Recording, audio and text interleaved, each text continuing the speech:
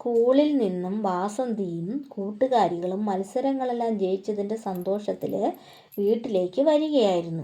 അപ്പോഴാണ് അതുവഴി ആളുകൾ ധൃതിയിൽ ഓടിപ്പോകുന്നത് കാണുന്നത്. അവരോട് വാസന്തി എന്താണെന്ന് കാര്യം തിരക്കുന്നുണ്ട്. ഇവിടെ അടുത്തായിട്ട് ഒരു മൺകൂന ഇടിഞ്ഞു വീണെന്ന് അവർ വാസന്തിയോട് പറയുന്നു. അവിടെ പണിക്കാരൊക്കെ ഉണ്ടായിരുന്നു ഒരുപാട്. അവരൊക്കെ മണ്ണിനടിയിലായെന്നാണ് കേൾക്കുന്നത്. ഞങ്ങളെല്ലാം അങ്ങോട്ട് പോകുവാണ്. അവർ ധൃതിയിൽ ഓടിപ്പോവുകയും ചെയ്തു. വാസന്തി ഒരു നിമിഷം നിശ്ചലമായി നിന്നു.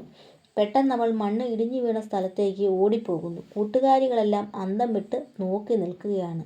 വാസന്തി, നിനക്കെന്താ പറ്റിയേ? വിളിച്ചു പറഞ്ഞുകൊണ്ട് അവരും പിറകെ ഓടിച്ചെന്നു. എന്താ വാസന്തി, എന്താ? ഒന്ന് നിൽക്ക്. കൂട്ടുകാരികൾ ഓടിച്ചെന്ന് വാസന്തിയെ പിടിച്ചു നിർത്തി. അപ്പോഴേക്കും വാസന്തി പൊട്ടിക്കരയാൻ തുടങ്ങി.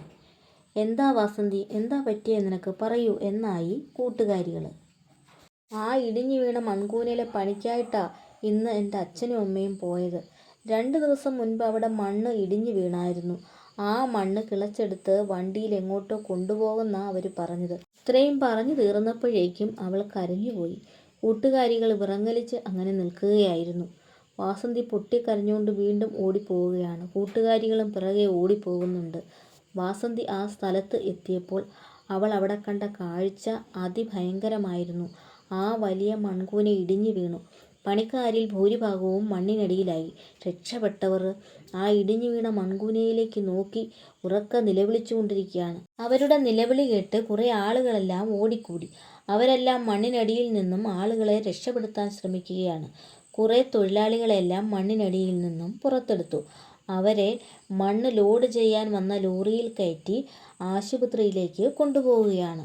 വീണ്ടും അവര് തിരച്ചിൽ തുടരുകയാണ്. അവിടെ കൂടി നിന്നവരോടൊക്കെ അവളുടെ അച്ഛനെയും അമ്മയെയും കുറിച്ച് തിരക്കുകയായിരുന്നു. അവരാരും ഒന്നും മിണ്ടുന്നില്ല.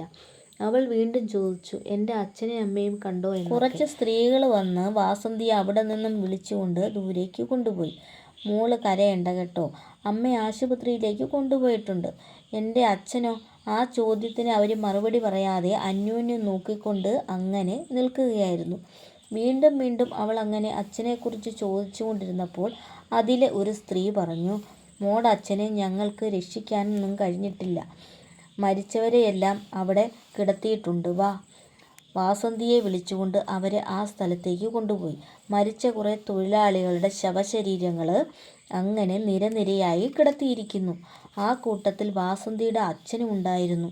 അത് കണ്ട് വാസന്തി ഉറക്കെ കരഞ്ഞു. പൊട്ടിക്കരഞ്ഞുകൊണ്ട് വാസന്തി ആ മൃതശരീരത്തിലേക്ക് വീഴുകയായിരുന്നു. ആ സ്ത്രീകൾ അവളെ പിടിച്ചെഴുന്നേൽപ്പിച്ചുകൊണ്ട് പറയുന്നുണ്ടായിരുന്നു, കരയാതിരിക്കും മോളെ, കരയാതിരിക്കുന്ന. ഇതെല്ലാം കണ്ടുകൊണ്ട് കൂട്ടുകാരികളും കണ്ണു നിറഞ്ഞ് ഒഴുകുകയാണ്. അവരും വാസന്തിയെ ആശ്വസിപ്പിക്കുന്നു. നിറഞ്ഞ മിഴികളോടും തുടിക്കുന്ന ഹൃദയത്തോടും പാറയിൽ കുത്തിയെടുത്ത ഒരു ശ്വസന ബിംബം പോലെ വാസന്തി അങ്ങനെ ഇരുന്നു പോയി. വാസന്തി, പഞ്ചമിയാണ് വിളിച്ചത്. വാസന്തി ചിന്തയിൽ നിന്നും ഞെട്ടി ഉണർന്നു. വാ വാസന്തി, അവിടെ ജോലി തുടങ്ങിയല്ലോ. വാസന്തി കണ്ണുകൾ തുടച്ചുകൊണ്ട് എഴുന്നേറ്റു. എന്തിനാ വാസന്തി കരയുന്നത്? പഞ്ചമി ചോദിക്കുകയായിരുന്നു. അച്ഛനെയും അമ്മയും കുറിച്ച് ഓർത്ത് കരഞ്ഞു പോയതാ. സാരമില്ല വാസന്തി, എല്ലാവർക്കും ഉണ്ട് ഇതുപോലെ ദുഃഖങ്ങൾ. ആരും അതൊന്നും ഓർത്ത് ഇങ്ങനെ കരഞ്ഞുകൊണ്ടിരിക്കത്തില്ലല്ലോ. പഞ്ചമി വാസന്തിയെ സമാധാനപ്പെടുത്തിക്കൊണ്ട് പണിസ്ഥലത്തേക്ക് കൂട്ടിക്കൊണ്ടുപോയി. വീണ്ടും അവർ പണി തുടങ്ങുകയാണ്. അങ്ങനെ മെറ്റിലടി തുടങ്ങി. അപ്പോഴാണ് ആ പാറമടയ്ക്കടുത്തേക്ക് ഒരു ബൈക്ക് സ്പീഡിൽ വന്നു നിന്നത്. ആ ബൈക്കിൽ നിന്നും ഒരു പാശ്ചാത്യ വേഷധാരിയായ ഒരു ചെറുപ്പക്കാരൻ ഇറങ്ങി നടന്നു. അയാൾ ഉടനെ പാറ പൊട്ടിക്കുന്ന ഭാഗത്തേക്ക് നടന്നു പോകുന്നത്. അയാൾ ധരിച്ചിരുന്ന കൂളിംഗ് ഗ്ലാസ് കണ്ണട കയ്യിലെടുത്ത് പിടിച്ചുകൊണ്ടാണ് ഇപ്പോൾ നടന്നു പോകുന്നത്. അയാൾ അവിടെ നിൽക്കുന്ന ലോറി ഡ്രൈവർമാരോടും മറ്റും എന്തൊക്കെയോ ചോദിക്കുന്നുണ്ടായിരുന്നു. അവരൊക്കെ ചിരിച്ചുകൊണ്ട് മറുപടി പറയുന്നതും കാണാമായിരുന്നു. കുറച്ചു നേരം അയാൾ പാറ പൊട്ടിക്കുന്നവരെ നോക്കിക്കൊണ്ടങ്ങനെ നിൽക്കുകയായിരുന്നു. കുറച്ചു സമയം അവിടൊക്കെ അങ്ങനെ നോക്കി നിന്നതിന് ശേഷം പിന്നീട് മെറ്റിലടിക്കുന്ന ഭാഗത്തേക്ക് നടന്നു. ഇപ്പോൾ അയാൾ മെറ്റിലടിക്കുന്ന സ്ത്രീകളെ ശ്രദ്ധിച്ചുകൊണ്ടാണ് നടക്കുന്നത്. പെട്ടെന്നാണ് അയാൾ വാസന്തിയെ കാണുന്നത്.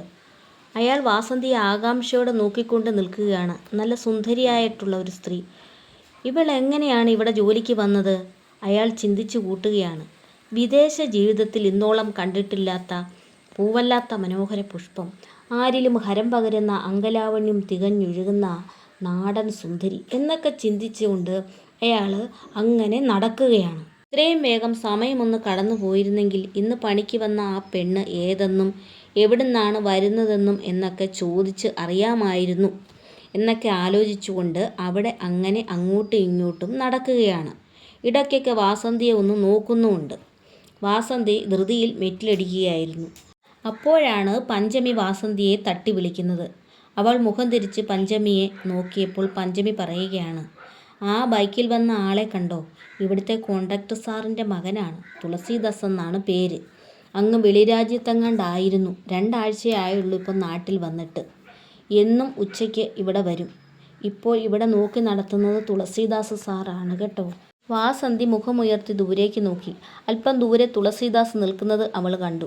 വാസന്തി വീണ്ടും ജോലിയിൽ ശ്രദ്ധിച്ചങ്ങനെ പണിയുകയാണ്. വാസന്തിയെ ജോലി ചെയ്യുന്നിടത്തിൽ നിന്നും സംസാരിക്കില്ലായിരുന്നു. എന്നാൽ പഞ്ചമി അങ്ങനെയല്ല. അവരുടെ വീട്ടുകാര്യങ്ങൾ, പിന്നെ നാട്ടുകാര്യങ്ങൾ എന്ന് വേണ്ട പല കാര്യങ്ങളും അങ്ങനെ സംസാരിച്ചു കൊണ്ടിരുന്നാണ് ജോലി ചെയ്യുന്നത്. സമയം 5 മണിയോടടുത്തപ്പോൾ തൊഴിലാളികളെല്ലാം അന്നത്തെ ജോലി നിർത്തി എല്ലാവരും വീട്ടിലേക്ക് പോകാനായി തുടങ്ങുകയാണ്. വാസന്തിയും പഞ്ചമിയും കൂടിയാണ് വീട്ടിലേക്ക് നടന്നത്. പലതും പറഞ്ഞുകൊണ്ട് നടക്കുന്നതിന് ഇടയിൽ പഞ്ചമി അവരുടെ വീട്ടിലേക്ക് പോകാനുള്ള വഴിയെ തിരിഞ്ഞു. വാസന്തി ധൃതിയിൽ അവളുടെ വീട്ടിലേക്ക് നടന്നു പോവുകയായിരുന്നു. അപ്പോഴാണ് ഒരു ബൈക്ക് അവളുടെ മുന്നിൽ കൊണ്ടു നിർത്തിയത്. അവൾ തിരിഞ്ഞു നോക്കി. അതാണ് കോൺട്രാക്ടർ സാറുടെ മകൻ തുളസീദാസാണ്. അവൾ ഞെട്ടിപ്പോയി.